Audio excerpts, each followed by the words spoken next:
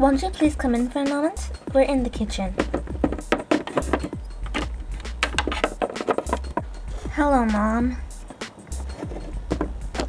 She's so beautiful, the exact opposite of me. Tall, blonde, and elegant. Of course she needs to be for her work, but I can see that somehow she intimidates people, even just by standing in front of them. I thought I'd come by and pick you up. I got your text message, but it's getting a little late. I thought it would be safer. Won't you sit for a moment? I have taken Jenna home myself, but I thought she'd be fine since it's light outside, now that it's summer. Of course. Thank you very much, but I think we should be going now.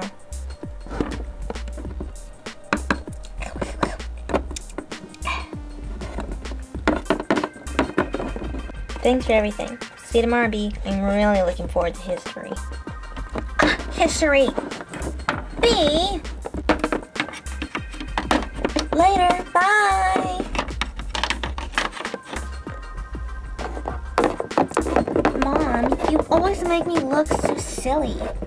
You're only 14. You don't know what terrible things can happen to you young around the city.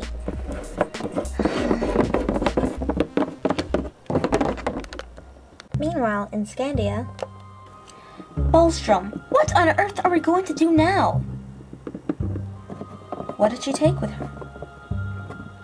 Did she take anything at all? What do you mean? Did she pack anything? Did she take a bag with her? If so, my dear Norlin, then maybe she wasn't kidnapped after all. What do you mean? Think about it. If no one saw a car, she might simply have run away of her own accord. She didn't pack anything.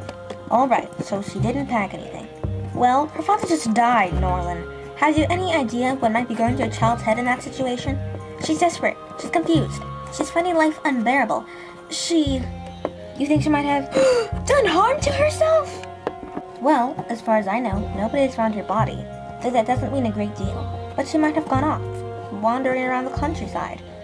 Didn't she say that after the funeral she seemed to be confused? Anything is possible. Good heavens! Well, confused wandering is still better than kidnapping, you have to agree. Now listen, Norlin. Let the Secret Service handle it. The important thing is that the public not know what's happened. It mustn't, certainly not for now.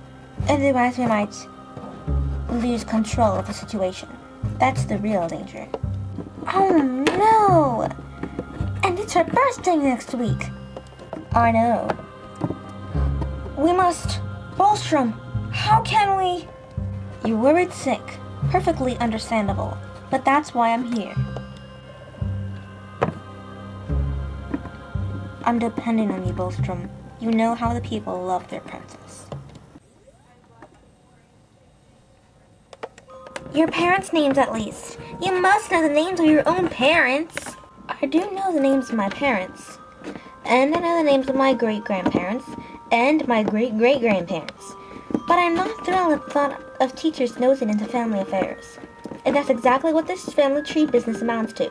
Teachers should teach you, and they should help you, but your private life is none of their business. Please, Mom!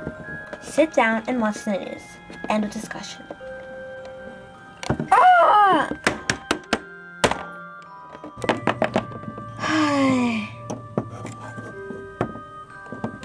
Maybe her teacher didn't have the right to poke into a mother's private affairs, but surely that didn't apply to a daughter, to a student.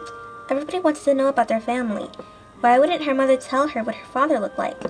She had once let it slip that he was from another country, and he had a dark complexion like Jenna.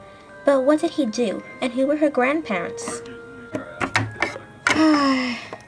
Whenever she asked about her father, Mom always changed the subject, ASAP. Of course, Jenna could sort of understand why. It just didn't fit with Mom's image.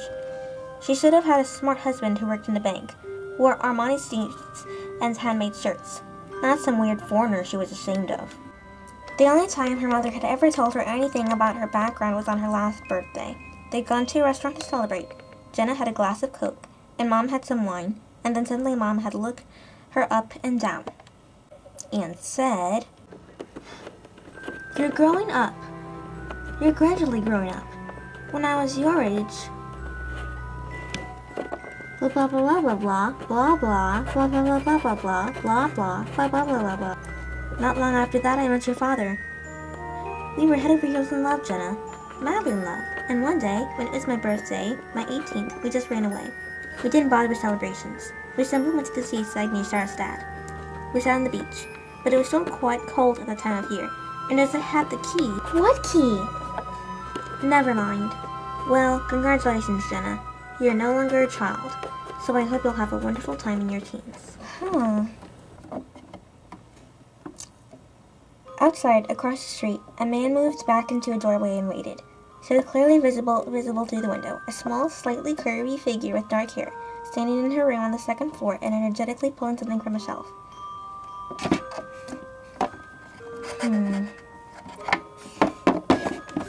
Only when Jenna sat back down at her desk was the brightly lit rectangle empty again.